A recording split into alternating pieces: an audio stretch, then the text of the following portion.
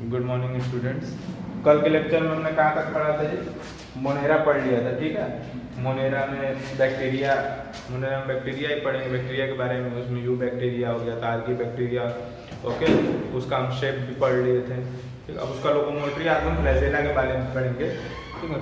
Flagella देखो, flagella के structures की बात करें तो कैसा स्ट्रक्चर होता है कि अब फ्लैजेला में बैक्टीरिया मेड अप ऑफ, जो बैक्टीरिया का फ्लैजेलम होता है, bacteria is made up of 3 parts, 3 part से मिलकर बना होता है जो फ्लैजेला होता है बैक्टीरिया का। कौन कौन पार्ट से मिलकर बना होता है? Basal body, hook and filament. Basal body,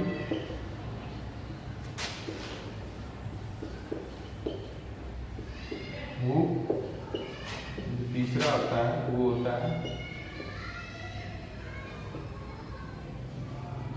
filament, ठीक है। इसको अरेंज कर लीजिए।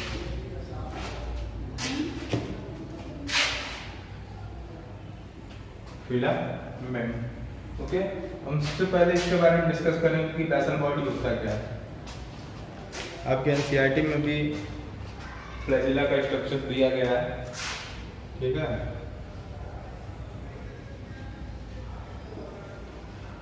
बेसल बॉडी,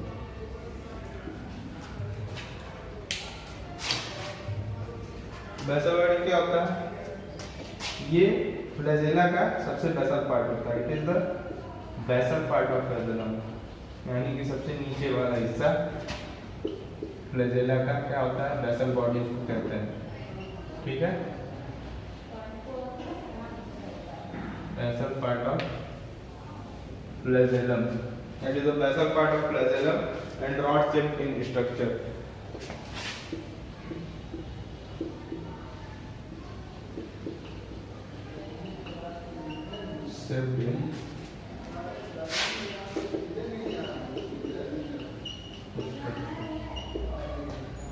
ठीक है। जो बेसल बॉडी होता है ना, फ्लैजेला का अगर आप अपने स्ट्रक्चर देखिएगा तो सबसे नीचे वाले हिस्से को बेसल बॉडी कहते हैं। और वो बेसल बॉडी किस तरह से होता है? रॉड शेप होता है, ठीक है। स्ट्रक्चर में कैसा दिखता है वो? Rod shape, okay.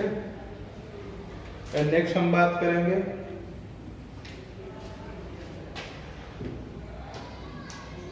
अब ये कहाँ होता है? ये पहला पॉइंट हो गया। ये कहाँ होता है? इट लाइज within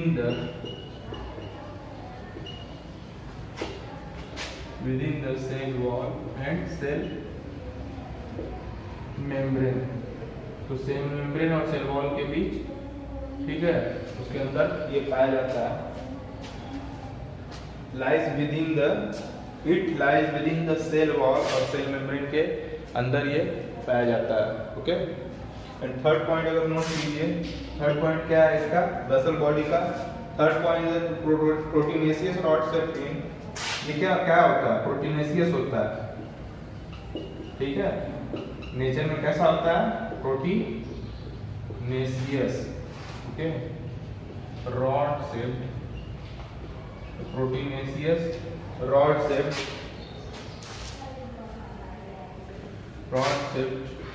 स्ट्रक्चर किससे सराउंड होता है?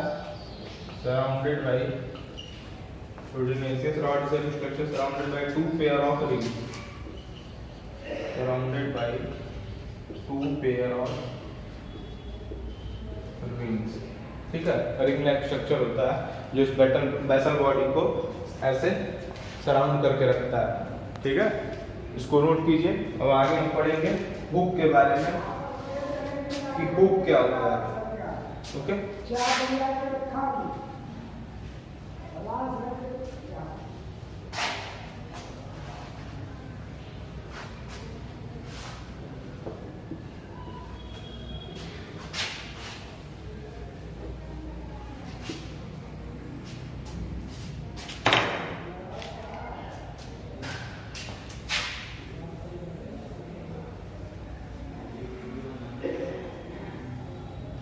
हुक। ये हुक क्या होता है? ये हुक वेसल बॉडी को फिलामेंट से अटैच करता है, ठीक है। कनेक्ट वेसल बॉडी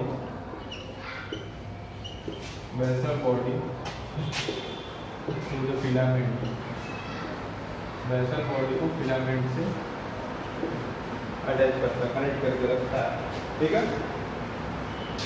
और ये कौन सा पार्ट होता है? मिडिल पार्ट होता है। This is the middle part of the flagellum, it is middle part of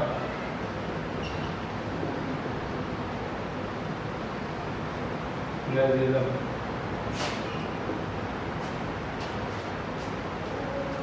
इसका कुछ ही पार्ट जो होता है वो सेल वॉल के अंदर होता है। It's some part lies within the cell wall. Cell membrane के अंदर भी इनका ध्यान दीजिएगा, सेल वॉल के अंदर होता है इसका कुछ पार्ट, ओके। ये हुक हो गया, इसको नोट कीजिए। अब हम बात करेंगे फिलामेंट की। ये फिलामेंट क्या होता है?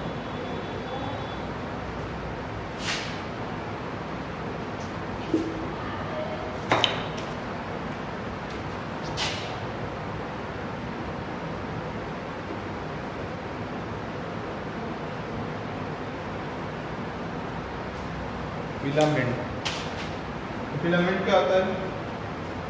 कैसा स्ट्रक्चर होता है? It is cylindrical hollow structure, ठीक है।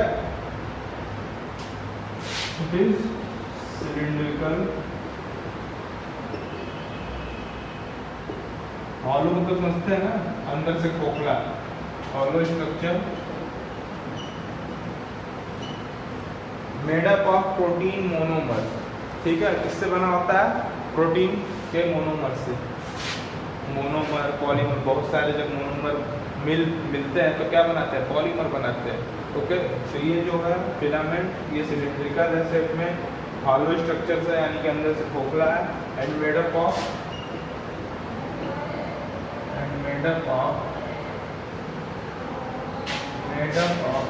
इससे बना है प्रोटीन मोनोमर से,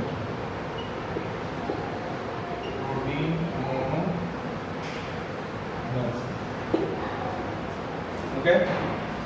नेक्स्ट पॉइंट इसमें लिखेंगे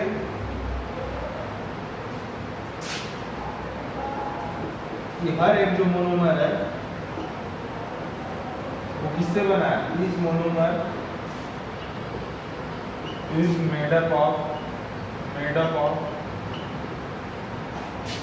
किससे बना है? प्रोटीन फ्लैजेलम से, प्रोटीन फ्लैजेलम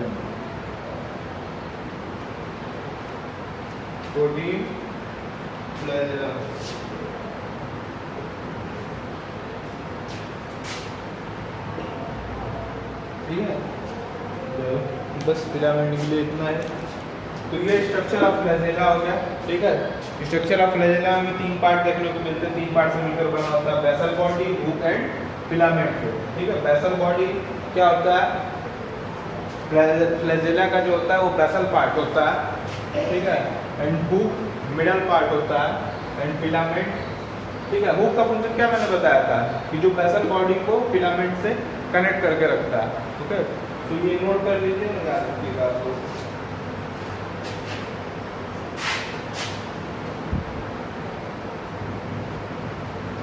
ठीक है। तो यहाँ पे आप लोगों का मोनेरा कंप्लीट होता है, और नेक्स्ट हम स्टार्ट करने जा रहे हैं प्रोटिस्टा। तो प्रोटिस्टा में मैंने आप लोग को बेसिक इंट्रोडक्शन में बताया था कि प्रोटिस्टा क्या होता है जी? Unicellular prokaryote.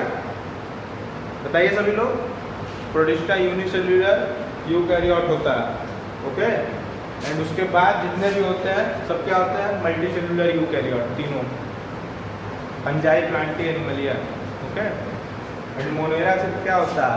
प्रोकैरियोट होता है, ठीक है। तो ध्यान दो, प्रोटिस्टा स्टार्ट करने जा रहे हैं। प्रोटिस्टा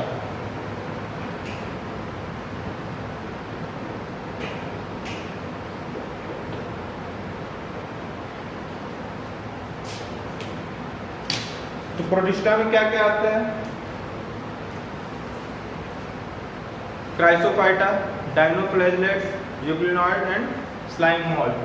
ठीक है, प्रोटिस्टा के अंदर क्या क्या आते हैं? क्राइसोफाइटा,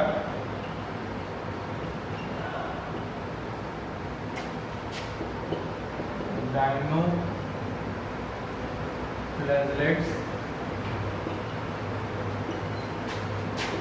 यूक्लिनॉइड्स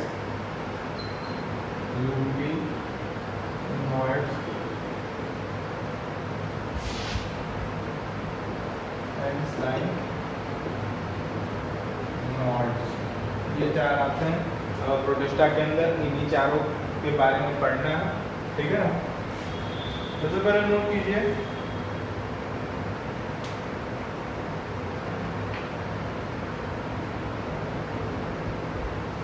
कि प्रोटिस्टा में रिप्रोडक्शन किस तरह का होता है। ठीक है, तो प्रोटिस्टा में अगर हम सेक्सुअल रिप्रोडक्शन की बात करें तो वो नोट करेंगे सबसे पहले सेक्सुअल रिप्रोडक्शन कैसे होता है। यहाँ पे नोट कर लीजिए सेक्सुअल रिप्रोडक्शन।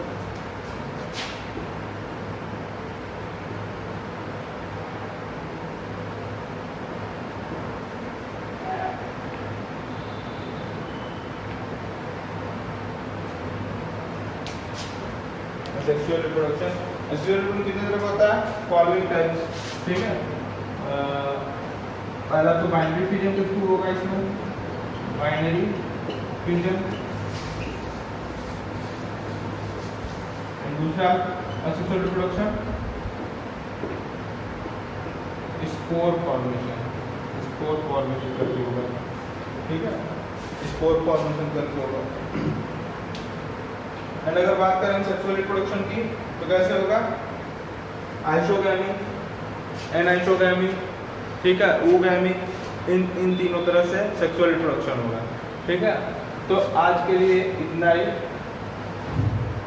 नेक्स्ट क्लास में हम कल की क्लास में आप लोगों को क्राइसोफाइटा के बारे में पढ़ाएंगे, डायनोफ्लैगेलेट्स, यूक्लिनॉइड्स, स्लाइम मोल्ड्स। ओके, होमवर्क में नोट कर लीजिएगा आप लोग कि आप लोगों को पूरा द लिविंग वर्ल्ड रीड करना है चैप्टर। ठीक है, और उसके क्वेश्चन, इंडेक्स क्वेश्चन सॉल्व करने की कोशिश करनी है खुद से। तो आज यहीं पे एंड करते हैं। वीडियो अगर काफ़ी लंबी हो जाती है तो अपलोड करने में दिक्कत आती है, इसलिए यहीं पे। ठीक है, कल यहाँ से फिर हम स्टार्ट करेंगे ब्रीफली सेक्सुअल रिप्रोडक्शन कैसे होता है। ठीक है, फिर उसके बाद क्राइसोफाइटा के बारे में, डायनोफ्लैगेलेट्स इम्पॉर्टेंट, सारे इसके एग्जाम्पल बहुत इंपॉर्टेंट है, क्राइसोफाइटा, डायनोफ्लैगेलेट्स। ठीक है, ओके, थैंक यू।